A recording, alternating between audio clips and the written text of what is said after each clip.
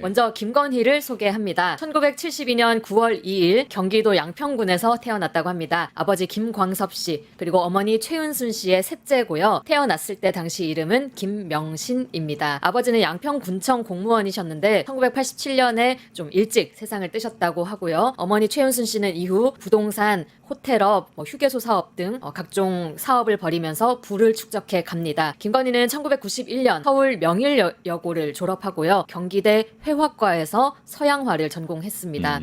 이후 숙명여자대학교 교육대학원 미술교육전공 석사학위 그리고 국민대학교 테크노디자인대학원에서 디지털 콘텐츠 디자인학 박사학위를 땄습니다. 하지만 다들 아시다시피 이 두 학위 모두 논문 표절 때문에 얼마 전에 박탈이 됐습니다. 그래서 박사는 입학부터 원천 무효가 됐고요. 석사도 수료로 그친 상태입니다. 이후에 고등학교에서 미술 강사 또 대학교에서 시간 강사하면서 여러 수업하면서 자신의 어떤 작품 전시회도 간간히 열었다고 합니다. 아, 실제로 미술을 그러니까 전공하기는 했군요. 네, 아무것도 모르면서 코바나 이런 거 한 줄 알았는데 예, 그건 아니네요. 그래도 조금 배운긴 했나 보더라고요. 네. 그러다가 어쨌든 2007년 그 유명한 문화예술 전시 기획사 코바나 콘텐츠 네, 설립해서 대표이사에 오릅니다. 네. 그리고 이듬해 이름을 김명신에서 김건희로 바꿨고요. 2010년에서 12년에는 서울대 경영전문대학원에서 경영학과 경영전문 석사를 취득했습니다. 근데 이게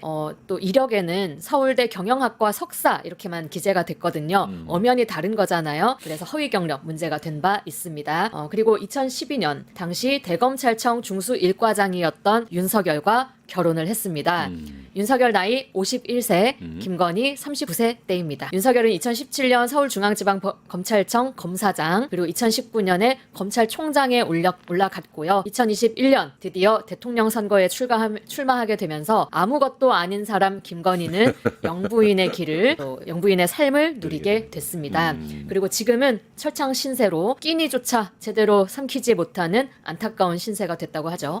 그 자랑 과정을 쭉 듣다 보니까 인물 탈곡기 하루 이틀로 끝날 것 같지 않다는 느낌이 막 들기 시작하는데요. 첫 번째 키워드 엄마는 범죄자입니다. 사실 이게 김건희와 관련해서 의혹도 워낙 많고 사건 사고도 많고 얽히고 설킨 인물들도 많아서 뭐 어디서부터 이걸 시작해야 되는 거지? 진짜 감을 잡기가 힘들었거든요. 예. 그런데 지금의 김건희가 만들어진 데에는 아무리 봐도 엄마의 영향이 가장 컸다라는 생각이 들어서 첫 번째로 엄마를 좀 꼽아봤습니다. 아까 공무원이던 남편 1987년 돌아가셨다고 했는데요. 그때 땅을 좀 남겨놨다고 합니다. 최 씨는 요거를 팔아가지고 경기도 남양주시 화도 금남리에 프리즘 모텔이라는 모텔을 지어서 운영하기 시작합니다. 이 모텔은 나중에 뉴월드 호텔로 이름을 바꾸게 되는데요. 북한 강변이 내다보이는 러브 호텔이었다고 합니다. 러브 호텔이요? 네, 러브 호텔인데 이름이 새세상 호텔. 예. 네, 지하에는 단란주점이 있는 예. 지상 5층짜리 제법 큰 호텔이었고요. 방이 48개나 되는데 하루에 무려 100상씩 이 호텔을 찾아올 정도로 아주 장사가 잘 됐다고 합니다. 운전 성실을 잃었군요. 네. 그런데 이 과정에서 최은순 씨가 위법을 저질러서 신문 기사에 그 이름이 등장하기도 했습니다. 당시 신문 기사 읽어보면요. 아, 진짜 김건희가 엄마 닮았구나. 어떤 좀 짠짠한 이런 위법 정도, 불법 정도는 돈이라면 눈도 깜짝 안 하겠구나 싶은데요. 내용 한번 읽어보겠습니다. 서울지검 검사는 상수원 보호지역인 북한강변 일대에서 러브호텔 영업을 하면서 불법으로 호텔 건물을 증개축하고 무단으로 살림을 훼손한 러브호텔업자 5명을 건축법 위반 등으로 구속하고 뉴월드호텔 대표 최은순 씨 등을 불구속 입건했다. 저 기사를 쭉 보니까 업자의 공무원까지 다 연루되어 있네요. 네, 기사에 따르면 당시 남양주군 건축과 직원이 정기적으로 뇌물을 받고 이런 허위로 준공 검사를 내줬다고 합니다. 편법, 불법, 뇌물, 특혜 이런 단어들 아주 김건희 집안 최은순 씨와 늘 붙어 다니는 수식어라고 할 수 있겠습니다. 그리고 최은순 씨를 예전부터 알던 사람에 따르면 젊었을 때부터 굉장히 악착같이 아주 열심히 살면서 돈을 모아온 그런 인물이라고 하는데요. 이런 최 씨가 또 공무원이랑 결혼을 했잖아요. 그리고 김건희는 또 큰 12살이라는 나이 차에도 불구하고 검사랑 결혼했어요. 이런 것도 약간 어머니로부터 좀 따라 배우는 게 아닐까, 비슷한 의도가 있지 않을까라고 추측을 좀 해보게 됩니다. 돈을 버는 데 있어서 권력은 이런 게 뒷배 이런 게 아주 중요하다는 걸 알고 있었기 때문이 아닐까 싶고요. 그것도 참고로 가정교육이네, 그것도. 네. 훌륭한 가정교육. 예. 그리고 참고로 이 러브 호텔이 예. 향후에 온 요양원으로 바뀌게 되는데요. 이 요양원 얼마 전에 노인 학대 운영으로 난리가 났던 그 김건희 오빠가 운영하는 요양원 건물로 지금까지 좀 쓰이고 있습니다. 아, 그 노인들한테 썩은 음식 먹인 걸로 유명한 그 요양원 말이자는 거죠? 원래 러브 호텔이었네, 그 자리가. 네, 그러니까. 그전엔 모텔이었고 러브 호텔이었고 지금은 요양원. 그 부지를 지금 끊임없이 이용하고 있는 거네요, 그러니까. 네, 아주 김건희 일가와 역사를 함께한 부지이자 건물이다라고 할 수 있겠습니다. 이 호텔업으로 돈을 번 최은순 씨, 1990년부터는 미시령 휴게소도 운영을 했습니다. 지금은 뭐 약간 폐허같이 되어 있긴 한데요. 여기가 2006년 미시령 터널 개통 전까지는 예. 굉장히 호황을 누렸다고 해요. 1997년 8월 6일자 경향신문에 따르면 미시령 휴게소의 유통 마진이 2.3배로 강남 고속터미널 마진과 비슷한 수준이었다라고 하고요. 독점적 지위를 누리면서 각종 물품을 부당하게 비싼 값에 팔고 있는 곳 중 하나로 네. 당시 소비자 보호원으로부터 지목되기도 했습니다.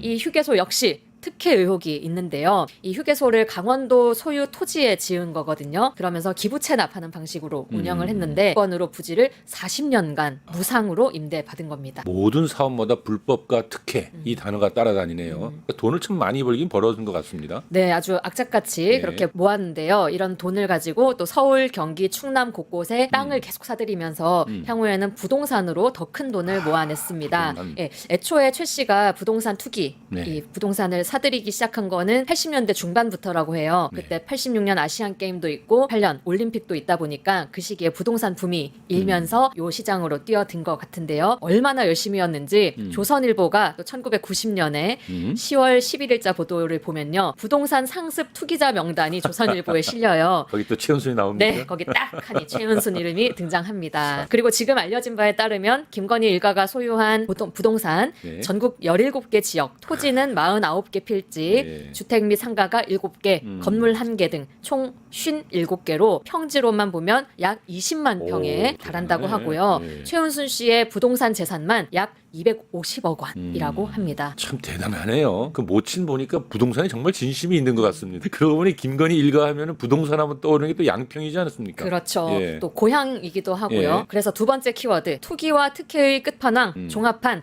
양평 공흥지구입니다. 발음도 어렵네. 네, 어렵습니다. 이 고속도로 희귀한 거는 워낙 우리 보도에서 많이 예, 봐서요. 예. 이번에는 공흥지구 부분만 좀 털어보려고 합니다. 예. 이 공흥지구 개발 경기도 양평군 양평읍 공흥리 일대에 357세대의 아파트를 짓는 사업입니다. 최은순 씨는 부동산 개발업체 SESIND라는 업체를 설립을 했는데요. 본인이 보유한 땅을 개발하겠다면서 2011년에 관할 지자체인 양평군의 사업을 본인이 제안을 합니다.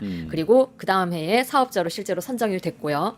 이 공흥지구 개발 사업에서 최은순의 회사는 그러니까 토지 소유자이기도 하면서 개발 사업 제안자이기도 하면서 시행사이기도 하면서 분양사까지 아주 1인 4역을 맡게 됐습니다. 개발업체 회사 이름도 ESI라고 했으니까 은순의 ES 그렇죠, 그런 같습니다. 것 같아요. 예. IND는 뭘까 좀 고민해봤는데 예. 아직 찾지는 못했어요. 예. 아무튼 이렇게 1인 4역 벌써부터 내가 폴폴 납니다. 예. 그런데 이 최씨의 회사가 양평지구 일대에 땅을 사들인 것 자체가 또 불법입니다. 애초에 땅을 살 때 매입 목적을 농사라고 했거든요. 콩과 옥수수 등을 심어서 농사를 짓겠다면서 농지 취득 자격 증명 신청서를 작성한 겁니다. 그게 이제 농지법 위반인데요. 전형적인 부동산 투기 수법이에요. 그렇죠. 예. 투기 맞습니다. 러브호텔 운영하던 사람이 예. 콩과 옥수수 짓겠다는 거 참 거짓말로 그냥 아주 청산유수입니다. 예. 예. 그리고 또 특혜 의혹도 역시나 따라 붙습니다. ESIND가 인가된 기간 내에 사업을 다 마무리를 해야 될 거잖아요. 근데 그러지를 못했어요. 그러면 보통 인허가가 취소되거나 공사 중지 조치가 내려지거든요. 예. 그런데 양평구는 이런 제재를 하기는커녕 시행 기간을 임의로 늘려줬습니다. 그리고 원래 개발 사업에서 나온 이익 일부는 이 개발 부담금이라고 해서 지자체가 일부를 환수를 하게 되어 있는데 이것도 한 푼도 부과하지 않았습니다. 개발 부담금을 아예 부과하지 않았어요? 네, 나중에 뭐 논란이 되자 예. 추후에 추후에. 뭐 예. 1억인가 이렇게 좀 받기는 했는데 예. 어쨌든 처음에는 받지 않았습니다. 김건희 일가가 공흥지구 사업으로 벌어들인 분양 실적만 800억이거든요. 어이구. 그런데도 한 푼도 안 받았다. 이거 명백한 불법 특혜 특혜 맞죠. 그런 능력은 있는 것 같아요. 어떻게 불법 특혜 받는데 이렇게 그러니까 살살살살 네, 구슬리고 방법이 아주 그 남들 잘 모르는 그런 아주 나름대로의 노하우가 있는 것 같습니다. 그렇죠. 그리고 그 의혹에 이제 아무래도 공무원이 당연히 엮여 있을 그러니까요. 거잖아요. 예. 그렇게 엮였던 공무원은 훗날에 잘리기는커녕 도시건설국장으로 승진을 했습니다. 그러면서 고속도로가 휘게 하는데 아, 또 아주 혁혁한 공을 세우셨습니다. 참나, 이거. 지금 특검이 이 부분 조사 중이잖아요. 예. 그래서 그 공무원도 물론 당시에 양평 군수였던 김선교 의원 등등 예. 다 압수수색되고 있습니다. 각 인물들 제대로 처벌받기를 기대해 보겠습니다. 그리고 이런 흐름에서 한 가지 더 살펴봐야 될 게 바로 세 번째 키워드입니다. 패밀리 비즈니스, 우리는 동업자. 아, 그 뉴스에서 보면 김건희 일가라는 표현이 자주 나와요. 네네. 그러니까 뭘 하든 가족들이 합심해서 뭐든지 해치우는군요, 보니까. 네, 아주 가족애가 넘치는 네. 집안입니다. 아까 말씀드린 미시령 휴게소도 그렇고 예. ESIND도 그렇고 예. 심지어 코바나 컨텐츠까지 모든 사업체가 가족들이. 그렇죠. 김건희, 최은순 또 김건희 언니 오빠가 아. 다 이사거나 이사장이거나 감사거나 이렇게 예. 다 등기부에 이름이 올라가 있거든요. 예. 한마디로 가족 기업이다 이렇게 볼 수 있겠습니다. 그리고 김건희와 윤석열의 결혼 이후에는 이 김건희 그러니까 최은순과 김건희 오빠 언니뿐만이 아니라 윤석열이 기둥이 돼가지고 이 패밀리 비즈니스의 든든한 지원군이 야. 됐습니다. 당연히 뭐 예상은 가능하죠. 멋지네요. 멋있는 그 가족 일가에 그냥 윤석열을 딱 갖다 붙이니까 활용 정점이네요. 활용정점. 그 양평 공흥지구 개발 예. 사업 했을 때를 보면요. 그때가 2013년인데 예. 하필 이때 윤석열이 국정원 댓글 수사 때문에 좌천이 됐어요. 여주지청장으로 부임했는데 하필 또 그쪽 동네로 간 거예요? 양평군이 여주지청 그러니까요. 관할이라고 합니다. 충분히 예상이 되죠. 예. 짬짬이 뭔가 힘을 다했을 뭔가 거라고. 네. 느낌이 확 오는데? 확 옵니다. 네. 그리고 코바나 컨텐츠 처음에는 김건희가 대표였는데 나중에는 최은순이 이 대표 자리를 물려받았습니다. 3년 동안 대표이사 맡기도 했고 지금은 오빠 김진우 씨가 임원이고요. 이 양평군 단위, 좀 군 단위에서 해먹던 수준이 아. 이제 코바나 컨텐츠 가면서부터는 규모가 커졌네요. 이제. 보통 커진 게 아니에요. 막 삼성, 현대, LG 이런 대기업들의 후원금을 음. 받는 데까지 규모가 확장이 됩니다. 이 시기 윤석열을 보면요. 고검 검사, 서울중앙지검장, 검찰총장 지명자 이렇게 승승장구하던 시기였거든요. 예. 그리고 이제 커바나 컨텐츠를 협찬했던 몇몇 업체 중에는 당시에 검찰 수사를 받는 와중이던 업체들도 있습니다. 즉 윤석열이라는 이 검찰 권력이 협찬의 배경이 아니었냐 누구나 다 예상해 볼 수 있겠죠. 2022년에 예. 대통령 선거 때 윤석열이 이렇게 말했어요. 그때 대선 예비 후보 때였는데 원래 선거라는 건 시쳇말로 패밀리 비즈니스 아니냐 뭐 이렇게 얘기를 예, 했거든요. 당시에 이게 어떤 흐름이었냐면 개사과 아, 개사과. 예. 요게 사진이 올라와서 논란이 됐는데 예. 그때 사람들이 이거 김건희 작품 아니냐 그렇지. 요렇게 질문을 했더니 시쳇말로 어차피 대선은 패밀리 비즈니스다. 한마디로 김건희가 이렇게 같이 하는 건 당연한 거 아니냐라고 얘기를 한 건데요. 이렇게 윤석열이 대통령이 되면서는 패밀리 비즈니스가 아까 처음엔 군 단위에서 시작해서 국내 기업으로 확장된 것이 이제는 전국적으로 심지어 캄보디아 뭐 이렇게 해외까지 진출을 하잖아요. 예. 아주 대단하다고 해야 될지 무섭다고 해야 될지 도대체 우리가 어떤 인물들에게 국정을 맡긴 건지 하루하루 이런 뉴스를 새로운 뉴스 계속 빵빵 터지는데 뉴스 보는 게 놀라울 지경입니다. 그러니까 이 돈에 집착하는 여성 사업가 최은순의 불법 행위, 온갖 불법과 특혜와 비리가 판을 치고 그 어머니에게 그걸 그대로 보고 배운 또 딸 김건희, 이 가족이 윤석열이라는 거대한 권력과 만나면서 한 나라를 송두리째 말아먹는 역사 잘 보았습니다. 김건희 대단합니다. 심평하고 또 전면전을 할 태세고 그러니까요. 심평이 또 김건희 만나겠다고 심평 변호사 가니까 만나는 좋고 그게 막 일파만파 지금 퍼지고 있습니다. 여러 가지 이제 내용들이 있어서 단도직입적으로 김건희가 사실상 윤석열을 지배하고 있다라고 얘기해도 손색이 없을 정도로 페이스북 내용이 맞다면 김건희 대단한데요. 한동훈 얘기하죠. 윤석열 자 좀 참고 있으라 이야기를 하죠. 뭐 이런저런 이야기 보면 깜짝 놀랐습니다. 제가 대표님께 한번 말씀드렸던 것 같은데 국민의힘에서 새로운 지도부가 꾸려지고 나서 그 당대표, 뭐 원내대표, 그다음에 최고위원들 부인들을 한번 관저에 초청했어요. 김건희 씨가. 그래서 막 화기애애하게 막 얘기하다가 본인이 뭐라고 했냐면은 저는 오빠를 영적으로 지배하고 있어요. 이렇게 얘기했다니까요. 가스라이팅 정도가 아니에요. 네. 그냥 뭐 영향력이 크다 이 수준이 아니라니까요. 영적으로 지배하고 있는 거예요. 윤석열한테는 김건희가 신의 대상인 거예요. 오류가 없는 사람인 거죠. 얘기하면 그대로 따라야 되는 그런 대상인 거예요. 그 시점이 언제였습니까? 그때 이제 신임 지도부가 뭐 여러 차례 있었으니까 당대표 2023. 2023년도에 네. 초반이다 그죠. 초반이에요. 2022년 초반. 5월 10일 날 네. 취임을 했으니까 네, 초반. 그렇게 해서 불러서 나는 영적으로 지배하고 있다. 네. 그 표현을 썼대요. 예. 그러니까 그거 참석한 분이 전해준 얘기예요. 예. 본인들도 막 깜짝 놀래가지고 얘기를 해주더라고요. 그러니까 그 정도로 자신감이 있었던 거예요. 그 시점에 혹시 이야기도 들어보셨습니까? 여성 국회의원들을 대다수 그렇습니다. 불러서 네. 김건희 혼자서 네, 맞아요. 다 불러놓고 이렇게 일종의 식사를 하면서 좌담을 하고 뭐 이렇게 했거든요. 그때도 얘기 들어보니까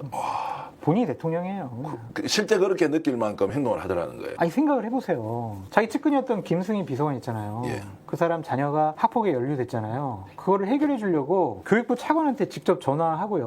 그거를 해결해 준 교육부 차관을 2달 후에 시민사회수석으로 임명이 돼요. 어떻게 봐야 되냐고요. 인사권도 김건희가 갖고 있었다. 이렇게 보는 게 합리적인 생각인 것 같습니다. 자, 그 대목도 조금 짚고는 넘어가겠습니다. 직접 대통령 배우자가 자 교육부 차관한테 직접 전화를 할 수 있다. 말도 안 돼요. 헌정사상 그런 일이 벌어진 적이 없어요. 그렇게 한 적이 없는 거죠. 아니 그 말도 안 되는 거죠. 영부인이 어떤 공적 권한을 갖고 있는 게 아니잖아요. 예, 예. 그런 사람이 왜 대한민국 공직자한테 전화를 해가지고 이거 알아봐라 저거 알아봐라 이렇게 해라 명령하는 거잖아요. 명령권이 있어요? 법적으로 있잖아요. 불법일 수도 있습니까? 불법이죠. 그거는. 아, 명백하게 불법이다. 불법이고 보통 그런 일 어떻게 처리하냐면 영부인과 관련된 민원이 있어요. 그러면 제2부속실이 있잖아요. 그럼 영부인이 제2부속실장을 불러요. 자 이러한 얘기가 있는데 이거 좀 알아보고 해결 좀 하세요. 그러면은 제2부속실장이 대통령실에 파견 나온 교육부의 비서관이라든지 행정관을 불러가지고 자 이런 일이 있다. 이거 좀 어떻게 해결해야 되냐. 좀 알아봐줘라. 예, 예. 이렇게 해서 그 사람이 교육부랑 막 얘기해가지고 이거는 도저히 어떻게 해결할 수 없는데요. 이거는 괜히 해결하면 여러 가지 문제 생깁니다. 이렇게 할 수도 있고 저희가 조금 뭐 여러 가지 좀 얘기할 테니까 뭐 그렇게 좀 보고 드리세요. 이게 맞는 민원 처리거든요. 그런 부탁 들어줘서도 안 되지만 근데 본인이 직접 얘기했다라고 한다면 우리가 의심할 수 있는 게 뭐예요? 임성근 사단장을 구원해주기 위해서 본인이 직접 이종석 국방부 장관한테 전화했을 것이다. 이렇게 우리가 주장을 하고 추측을 하더라도 네. 우리가 있는 게 아니잖아요. 그것도 다 밝혀질 거라고 어쨌든 이제 상황이었고 이번에 이제 심평 변호사 얘기로 넘어가겠습니다. 이제 거기에서 했던 발언 윤석열에 대한 것, 한동훈에 대한 것 본인이 뭐 죽을지도 모르겠다, 죽으면 해결되겠나라고 했던 이 이제 크게 보면 세 가지 키워드는 맞습니다. 어쨌든 발언을 했으니까 나온 것이죠. 해석의 문제는 그 다음이고. 아니 이럴 수도 있을 것 같아요. 뭐 워낙 부인을 하니까 안 했다라고 봐야 될 것 같은데 심평 변호사가 이렇게 물어봤을 수 있을 것 같아요. 지금 아유 죽을 만큼 힘드신 거죠.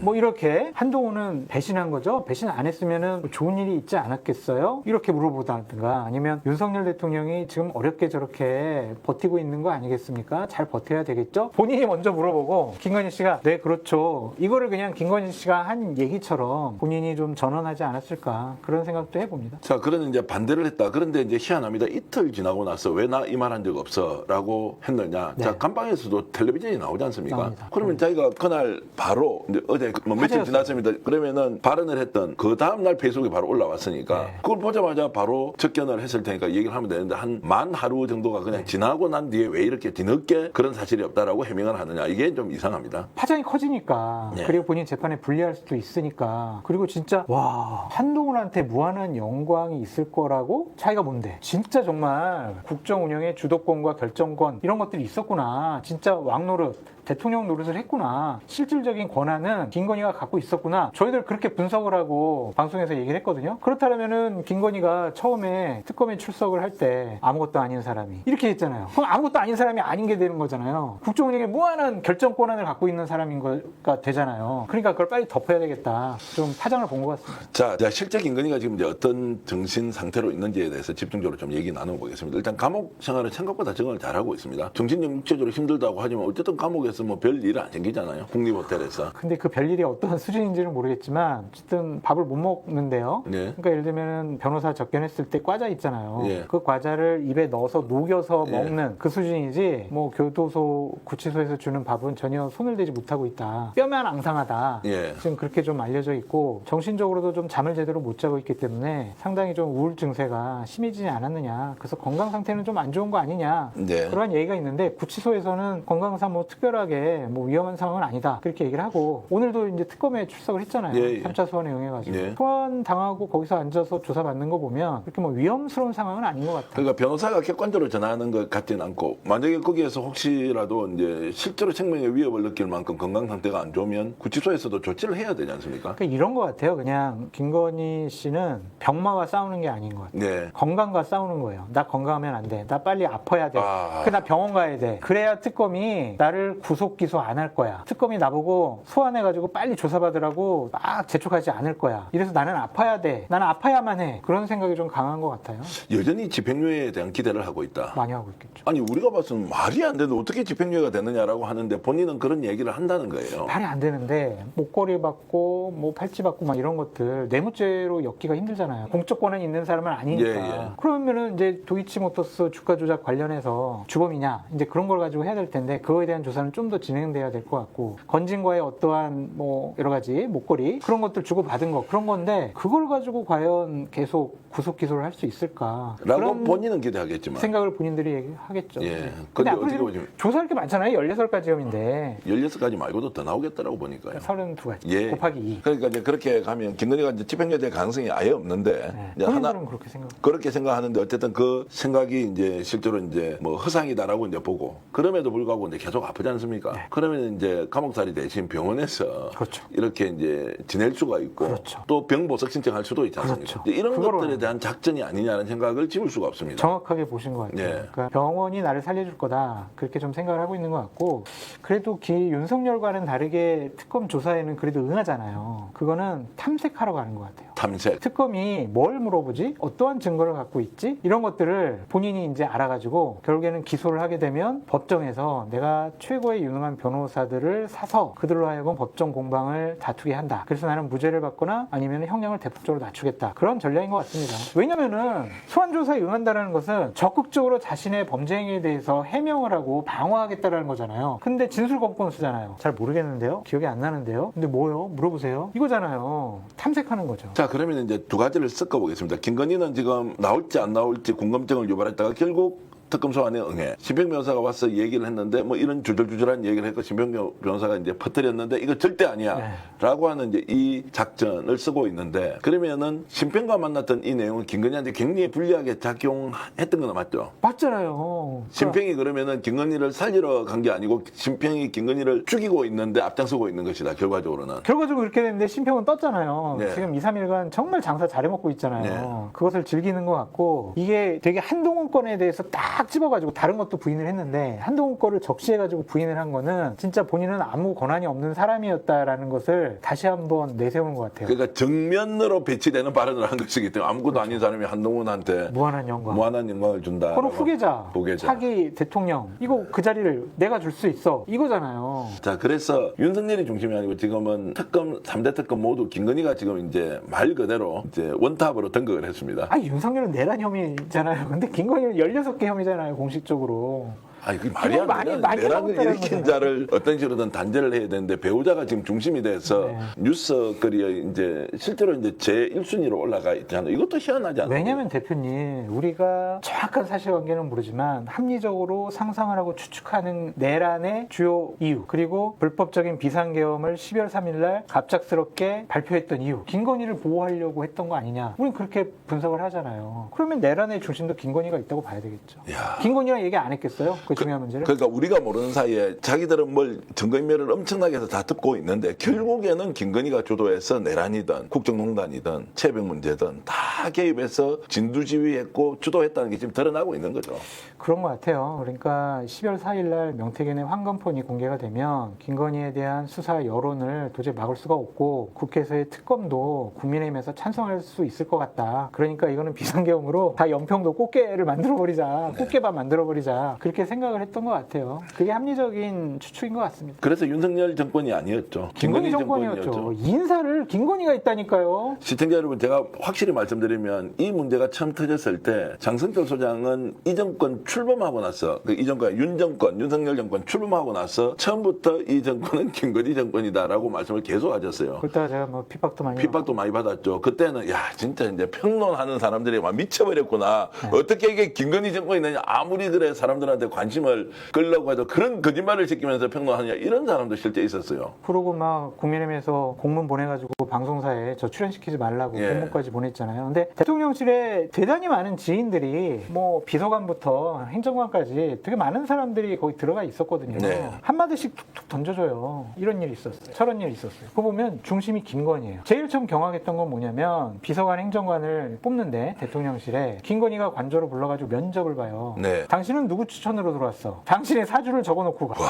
그거 진짜 악권이었어요. 그러고 난 다음에 그 반박을 못 하잖아요, 저 사람들이. 사실이니까. 네. 그러고 나서 대통령실 출범하고 3개월 후에 100명 정도 싹 내보내잖아요. 우리랑 그렇죠. 호흡이 안 맞는 사람, 예. 사주가 안 맞는 사람 딱 속아내버리잖아요. 김건희 정권이었죠. 그래, 농담으로. 예. 그렇게 김건희 씨가 관저에서 무슨 서류를 막 이렇게 보고 있어요. 인사 관련된 거. 대통령실 시민사회수석 비서관, 정무비서관, 그래 그러면은 홍길동, 뭐 향단이 이렇게 해야지 막 적고 있는데 윤석열 대통령이 이제 대통령실에서 이제 관저로 왔어요. 그래서 여보 뭐해? 뭘 보려고 그래? 당신 저리 가 있어. 내가 좀 바쁘니까 당신 좀 내가 끝나고 내가 좀 이따 얘기해줘. 좀 절로 가. 이랬다라는 거예요. 그 얘기 누가 들었대요? 아 양념이에요. 양념인데. 양념인데 이랬대요. 그 자리에서 그 장면을 목격한 사람이 있을 거 아니에요. 저도 이제 실제로 김건희가 대통령실에서 어떤 일을 했는지 이제 들었던 이야기를 할 게 좀 있는데 어쨌든 그 옆에 있던 뭐 보좌진, 비서진 뭐 이런 사람들이 이제 완전한 다 보좌진들이 있고 예, 예. 또 이 사실을 둘만 있었어요 그 자리에. 그럼 이거를 밖에서 하면 누가 얘기했겠냐고. 당사자들이 얘기한 거지. 그리고 그걸 이제 들었던 부속실 직원이 있고 부속실 직원이 하도 어처구니가 없으니까 바깥에 와서 진짜 이런 지경이다 이런 일이 이해를 있었다 못하겠다. 말이야. 그런 일. 그래서 여기에서 우리 하나 더 얘기해야 될 건 저는 이제 믿을 수도 없지만 너무나도 경악스러운 것이 우리 술 마셨잖아요. 요즘 술을 적게 먹잖아요. 예전에 술 많이 먹었잖아요. 윤석열처럼 술을 저렇게 처먹으면 국정이 가능해요? 가능하잖아요. 그거는 아니 저는 술을 아무리 많이 먹는 사람을 봐도 하루에 15잔, 20잔씩 그리고 저 수정반 같은 거 한 2병씩 먹잖아요. 어떻게 됩니까? 그 다음날 방송이 꽐라되는 오고 거죠. 꽐라. 꽐라되고 아무것도 할 수가 없다고요. 정신이 막 마비가 되잖아요. 고 노무현 대통령께서는 이런 얘기 하셨죠. 대통령이라는 자리, 이 공적인 책임감은 24시간 맑은 정신, 냉정하게 중요한 판단들을 해야 되기 때문에 나는 5년 동안 술을 안 먹기로 했다. 항상 네, 예. 포도 주스 막 그런 거 마시고 그러셨잖아요. 네. 건배사 할 때도. 갑자기 윤석열이 안가에서 막 지인들 불러다가 술 먹어요. 밤 12시 됐어요. 한창이거든, 12시면. 예, 예. 아, 얘네들 술 못 먹네. 나는 더 먹을 수 있는데. 예. 막 이랬대요. 예. 갑자기 북한에서 급변 상태가 벌어져요. 예. 아니면 북한이 침공을 해요. 그럼 술 먹은 상태에서 어떻게 냉정한 평가를 할 수가 있냐고. 이 무책임한 사람이라니까요. 대단히 위험한 사람이었어요. 위험한 게 아니고 진짜 저런 자를 대통령 만들고 우리 국민들은 다 반성해야 돼. 매일 저 술을 퍼먹고 그 다음날 출근 못하지. 출근 못한 것도 한두 번도 아니고 출근할 때마다 가짜 사이카 보내고 지금 생각하면 거기에서 그 사람들 거짓말 시킨다고 또 대통령이 마치 출근한 것처럼 이렇게 꾸며대고 했던 사람들. 여러 가지 에피소드가 있는데요. 한두 가지만 소개시켜드리면 이제 밤에 계속 한두 시까지 술 먹는다는 거예요. 그러고 이제 자. 그리고 다음날 아침에 9시에 못 일어나. 그럼 이제 오전 하여튼 그냥 10시까지는 좀 출근해야 되잖아요. 그러면은 대통령실에 있는 수석 비서관들이나 정부의 장관들이 와가지고 뭘 보고를 해야 될 거 아니에요. 딱 잡아놨을 거 아니에요. 네, 보고를. 그럼 이제 짜증이 나는 거야. 나 술 먹어가지고 지금 잠도 못 잤고 약간 좀 술 기운도 있어 어지러운데 아무리 좋은 보고서를 갖다 줘도 자! 절로 가! 뭐 이게 뭐야! 이러고 있다가 오후에 한 2시쯤 술 깨가지고 한숨 자고 술 깨가지고 보고를 받으면 야 이거 좋은데? 오케이 사인한다는 거잖아요. 똑같은 보고 내용을 갖고 오전과 오후가 다르다는 거예요. 그래서 대통령실의 부속실 직원들이 미운 수석이나 장관들 있잖아요. 오전 보고로 잡는데요.